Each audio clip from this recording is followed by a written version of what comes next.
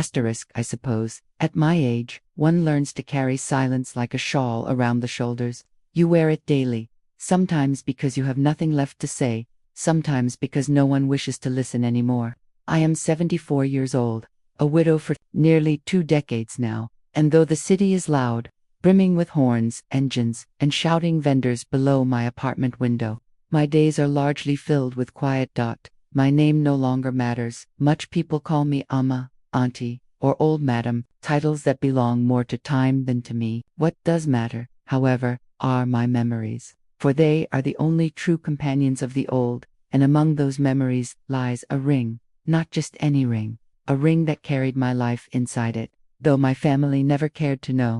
They saw it merely as an ornament, heavy gold, etched with delicate vines, studded with a single green stone. To them, it was inheritance, value, a thing to pawn if life turned desperate. But to me, it was a story, a burden, a secret, one I guarded like a shadow. The ring had belonged to my husband, Anand. He had given it to me not long before his death, pressing it into my palm with trembling hands. He whispered words I can still hear even now. Keep this safe, Mira. Someday, it may protect you in ways you cannot imagine. He passed only a week later, and I never told anyone what he meant. My son Vikram is a good man, though good men are sometimes weak. He married a woman named Kavya 10 years ago, and I tried to welcome her with open arms. She was beautiful, modern, always dressed like she had stepped out of a glossy magazine, the kind of woman who believed that appearances were everything. To her, my sari blouses were too simple, my cooking too heavy, my prayers too long, and the ring, oh, how her eyes gleamed when she saw the ring. I wore it only on special days, anniversaries, temple visits, the occasional wedding. She once said to me, half laughing but with a sharpness I did not miss, "Oma, you should pass this down. It would look so much better on me than sitting in your cupboard." I smiled politely, though my heart coiled with unease. I said nothing, because she did not know its secret, because if she did, she would never have dared to desire it. The city outside my apartment is not the city I once knew. The lanes where Anand and I walked hand in hand are now shadowed by tall buildings that hide the sky. Children no longer play cricket on the streets. They are locked inside with their gadgets. But one thing has not changed: greed. Greed survives through generations. And I saw it blooming in Kavya that evening. The storm began quietly. It was a Friday in September, and my bones ached from the rain-soaked air. I sat by the window, oiling my silvering hair, while Kavya paced in front of the mirror. She was dressing for a party. Not a family gathering, not a temple event, but a loud city party with flashing lights and strangers who would never care to know her soul. She had already chosen her gown, arid, sequined, tight-fitting. She had painted her lips a dark crimson, and fastened sparkling earrings that nearly brushed her shoulders. But something was missing, and she knew it. Her gaze flicked toward my cupboard. I saw it happen the way her pupils dilated, the hunger in her eyes. She pretended to search for a clutch in her drawer, but her steps drifted closer, and I felt my chest tightened on. Then, without shame, she turned to me and asked, almost casually, "Oma, can I borrow your ring tonight? Just for the party. Everyone will be wearing something grand. I don't want to look plain." My heart stopped. She might as well have asked to borrow my blood. I forced a smile. The kind of smile old women are trained to wear when they wish to avoid confrontation. "Child, this ring, it is not for parties. It has meaning." She rolled her eyes, her youth, mocking my caution. "Everything has meaning with you, Oma. It's just jewelry. Please, I'll return it tomorrow." And she reached for the cupboard. I wanted to shout, to tell her no, to remind her that some things are not meant to be worn lightly. But Vikram had just come home, and he was tired, worn from his long hours at the bank. I could not bear to add more friction to this household, not when he depended on peace between us. So I said nothing. I watched her slide the ring onto her slender finger. I watched her admire herself in the mirror, twisting her hands so the green stone caught the lamplight, and I watched her leave, heels clicking like little hammers of doom on the floor. I whispered a prayer, because she did not know what she had taken, because that night she would discover that beauty sometimes carries curses, and greed often invites shadows. But even as the door closed behind her, I felt something stir inside me. A dread I had buried for 20 years began to claw its way out, whispering Anand's words in my ear again. Someday, it may protect you in ways you cannot imagine. That night was the beginning of the unraveling, for my daughter-in-law thought she was stealing only a piece of gold for her vanity. But what she had truly taken was the key to a story that could shatter this family forever. And as I lay in bed, staring at the ceiling, I knew, by tomorrow, everything would change. Kavya has taken the ring to the party, unaware of its hidden secret and dangerous history.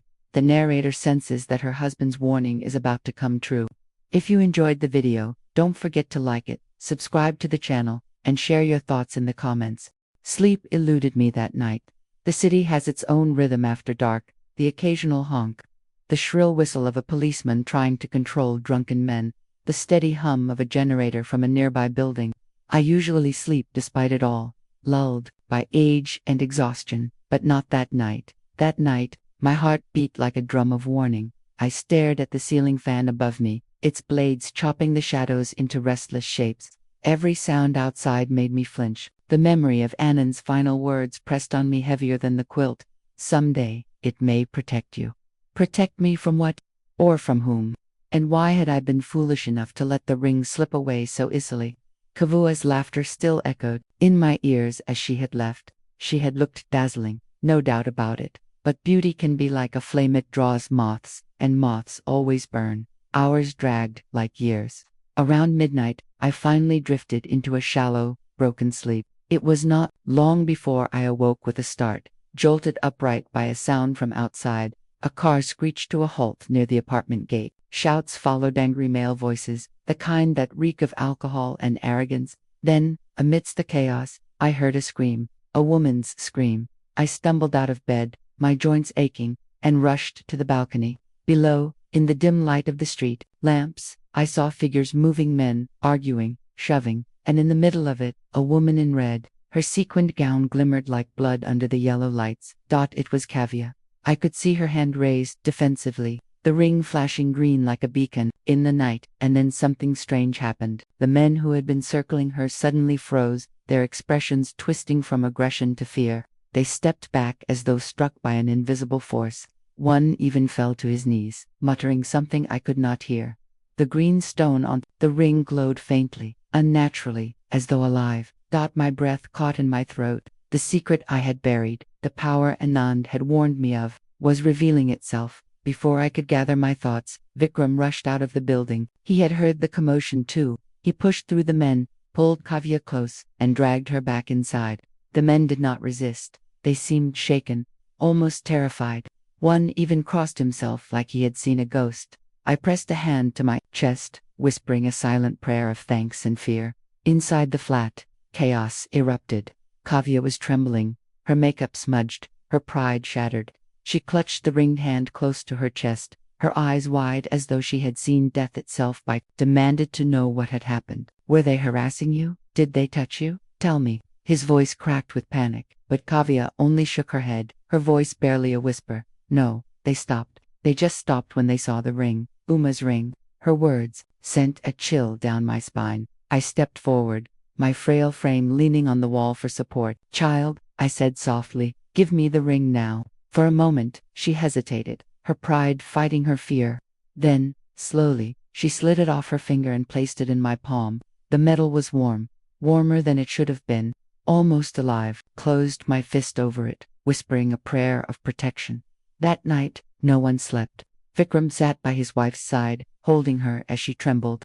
I sat in silence, clutching the ring, knowing that the secret was no longer mine, alone to carry. Memories, flooded memories I had locked away for decades. The story of how Anand had acquired this ring. He had not bought it from a jeweler. No, he had found it, or perhaps it had found him. It was during the dark years of his business, when debts piled high and dangerous men circled our home like vultures. One night, he returned late, his face pale, his shirt stained with something I dared not name. In his fist was this ring. He said little, only that it had been given to him in payment by a man who claimed it was no ordinary jewel. And from that day, strange things began to happen. Debtors who came to threaten him left suddenly, their anger dissolved into fear. A fire that once broke out in our building skipped our flat entirely. as though an unseen barrier had protected it. Once, when Anand fell gravely ill, he wore the ring and recovered almost miraculously within hours. But there was a cost. I would sometimes see shadows move where no shadows should be. I would hear whispers in the night, soft but insistent. Anand too began to look haunted, though he never spoke of it. He only told me, near the end, that the ring was both shield and curse, that whoever possessed it would be protected but also marked. And now Kavya had worn it, if only for a night.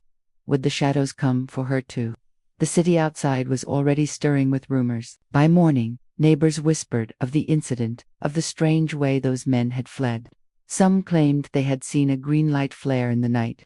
Others said Kavya had cursed them, that she was some sort of witch. Kavya herself avoided my gaze the whole morning, pride warred with fear in her eyes.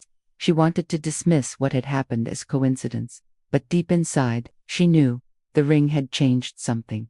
And I feared the worst was yet to come. Because once the ring reveals itself, it never rests. And whoever dares to touch it is never left untouched. The ring's hidden power has been exposed during the party night incident. Kavya is shaken, the neighbors whisper, and the elderly narrator knows that this is only the beginning of the ring's curse resurfacing in their lives.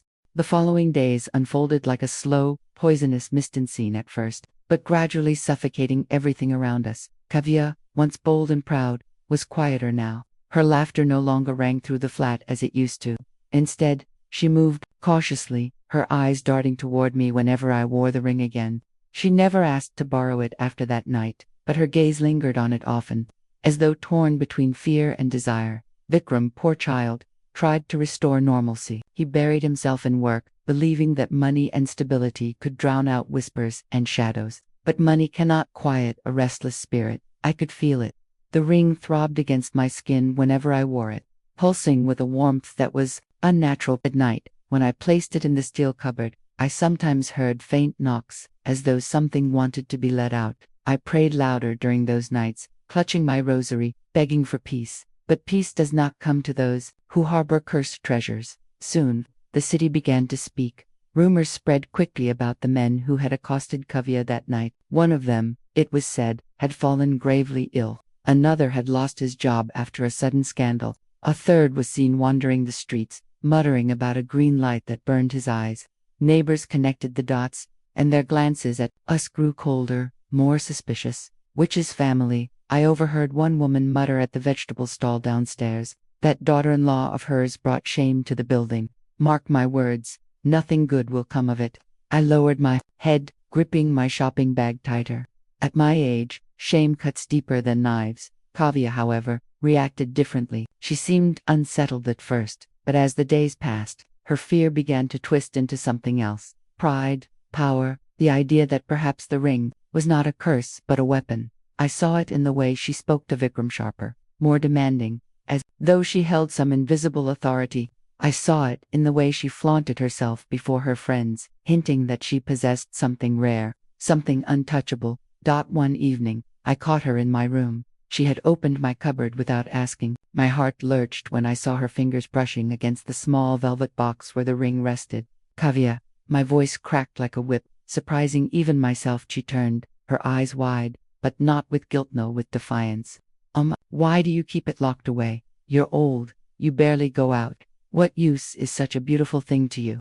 My chest burned with rage, but also sorrow. Child, I whispered, stepping closer, this ring is not beauty, it is burden. You think you want it, but it will ruin you. I beg you leave it be, she scoffed, tossing her hair. That's what you always say. Old people love their superstitions. But I saw what happened that night. The men were terrified. That's not a curse, Alma. That's power. Her words chilled me to my bones. Power, such a dangerous word in greedy mouths. I wanted to tell her everything then, the full truth of what the ring had brought into my life, but my tongue refused. Some truths are too heavy, and once spoken, they cannot be taken back. So I only said, if you touch it again without my permission, Kavya, you will regret it. She laughed, a hollow, mocking laugh that echoed in my ears long after she left the room, and I knew then it was only a matter of time. The city outside roared on, as usual, traffic snarls, neon signs flickering, children crying in narrow alleys, but inside our flat, Tension grew thick enough to choke. Even Vikram began to notice. He asked me once, gently, Oma, what is it about that ring? Why do you guard it so fiercely? I looked at my son, his tired face lined by responsibilities he never deserved, and I longed to tell him everything. But I saw Kavya hovering in the kitchen doorway, listening. Her presence stopped my words. Instead, I smiled weakly and said, It is your father's memory, child, that is all. A half-truth, but better than nothing. That night, I dreamed again. I saw Anand, standing in our old bedroom, his eyes hollow, his hands stretched out as though reaching for something. Behind him, shadows twisted like smoke, whispering my name, and on his finger the ring, glowing with that same unnatural green light. I woke gasping, drenched in sweat, my heart hammering, and then I realized the cupboard was open, the velvet box was gone. I staggered to my feet, my knees trembling. Kavya. It had to be her. I rushed to her room, but the door was locked. Inside, I heard faint laughter and the rustle of fabric, as though she were trying on clothes, preparing for another night out, and then silence, a silence so heavy, it pressed against my ears, followed by a soft thud. I banged on the door, calling her name, but she did not answer. My shouts brought Vikram running, fumbling with the spare key. He forced the door open and what we saw froze us both. Kavya lay on the floor, her gown half-zipped, her hand raised limply in the air. The ring gleamed on her finger, brighter than ever, casting eerie green lights across the room. Her eyes were open, wide with terror, staring at something unseen, and on her lips was a single word, whispered so faintly I almost doubted it, shadow. Then her body went limp. Kavya has stolen the ring again and collapsed mysteriously, whispering about a shadow. The green stone glows unnaturally, signaling that the true curse is awakening, threatening to drag the whole family into its grip. I had seen death before, the stillness of a body after breath escapes, the slackness of a jaw, the silence that presses into a room. But what I saw in Kavya that night was different. She was not dead, not yet. Her chest rose in shallow bursts, her lips trembled as though forming words, but her eyes were not her own.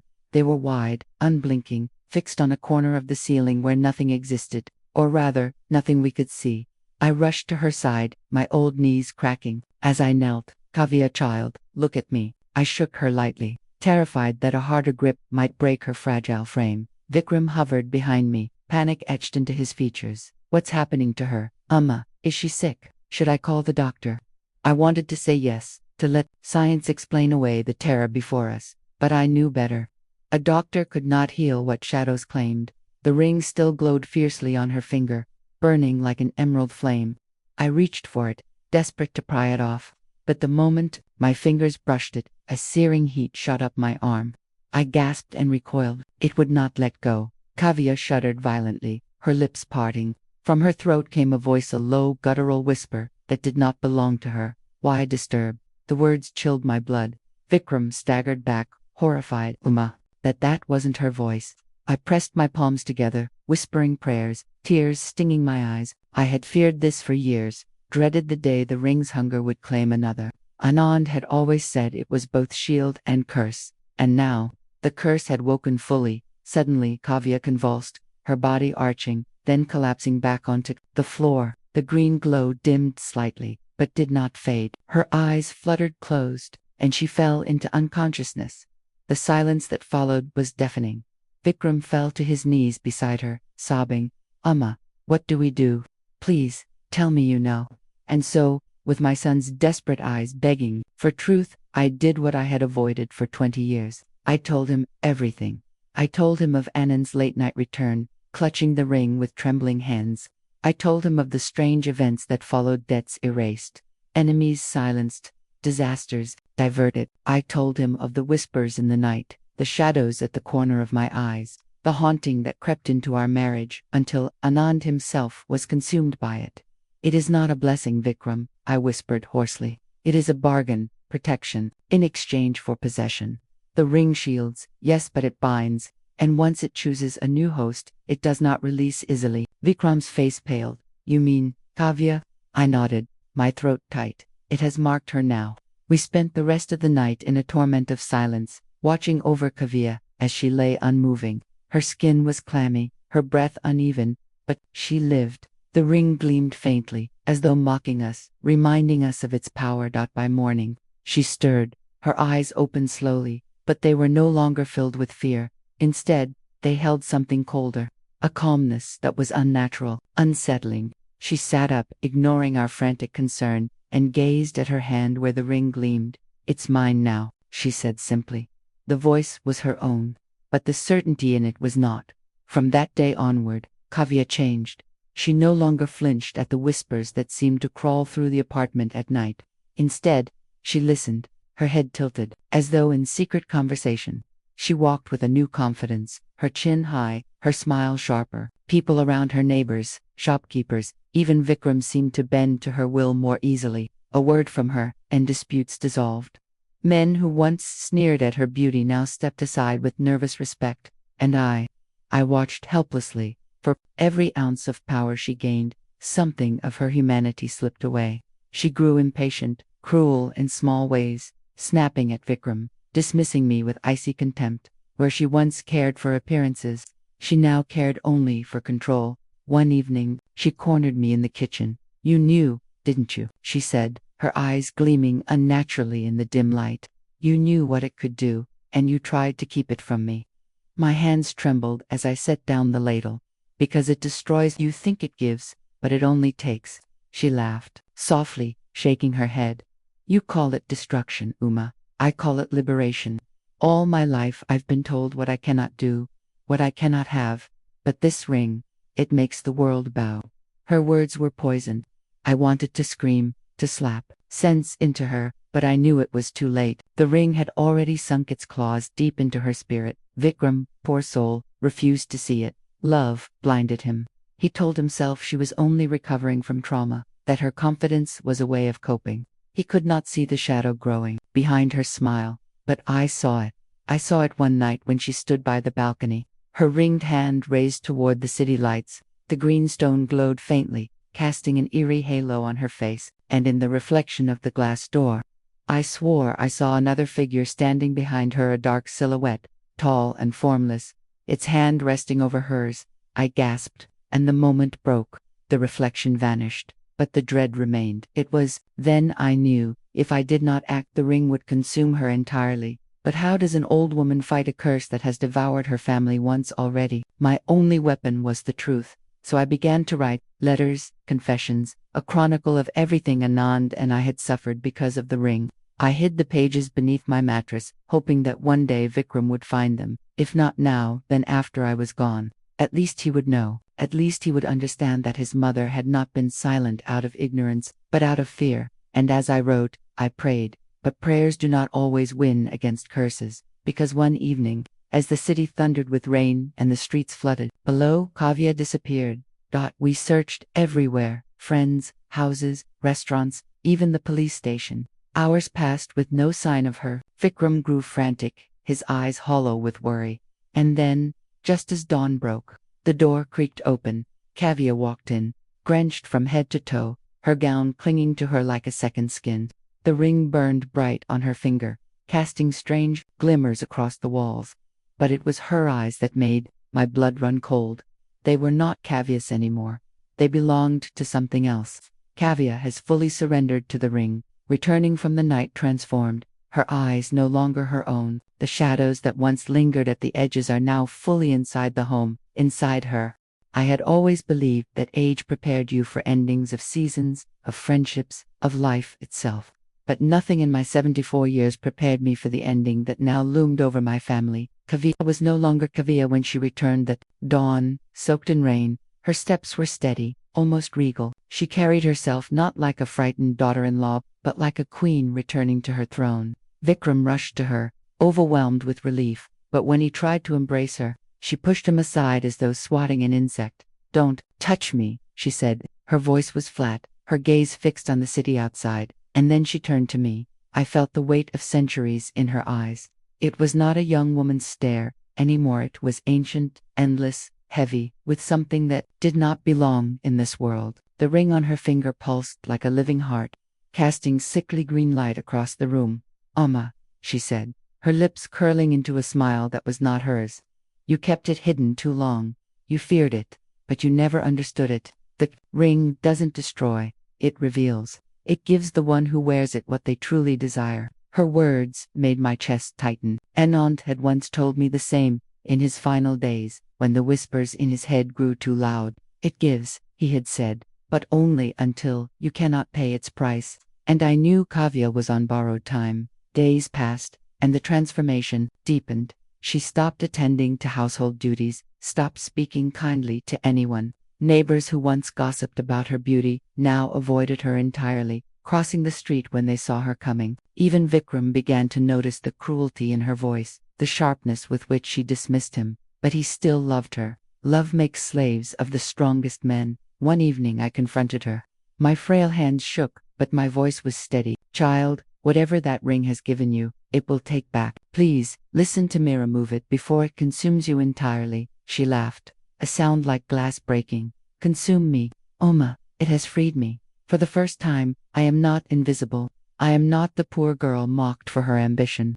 With this, I am untouchable. Why would I ever give it up? I stared at her, tears burning my eyes, because it is not you speaking anymore. It is it. Her smile faded into a cold sneer. Perhaps you should have died with your husband, Oma. You're too old to understand what power means. The words sliced me open, but I said nothing.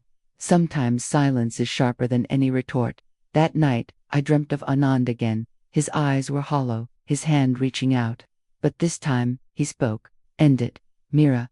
End it before she is lost forever. When I awoke, I knew what I had to do. The ring could not simply be taken. It clung to its host like a parasite. But Anand had once hinted at a way to break its hold. Fire. The stone, though unearthly, feared cleansing flame. He had never dared try. But I had nothing left to lose. The opportunity came sooner than I expected. Kavya returned one evening in a furious rage, her hair disheveled, her clothes torn slightly at the hem. She stormed into the flat, slamming the door so hard the walls shook. Vikram rushed to her, but she shoved him aside, her eyes blazing unnaturally bright. They laughed at me, she hissed. Those women, they dared mock me, but I showed them. I made them weep. Her words cut off as she caught me watching. Something in her gaze shifted. Suspicion, realization. You, she whispered, stepping closer. You've always hated me. You want to take it back, don't you? She raised her hand, the ring gleaming like a serpent's eye. You'll never have it, Oma. It's mine, mine. In that moment, I acted. With all the strength my frail body could summon, I grabbed the brass oil lamp from the altar behind me. Flames danced wildly as I lifted it high. Kavya shrieked, stumbling back, the ring's glow faltering at the sight of fire. Give it up, Kavya, I cried, my voice breaking but fierce, before it takes more than you can bear. She lunged at me, her nails digging into my arms, but I thrust the lamp forward. The flame licked her hand, and she screamed a sound not entirely human. The ring pulsed violently, its glow flickering like a dying ember. Vikram, horrified, tried to intervene, but I shouted, Stay back, son, this is not your wife anymore.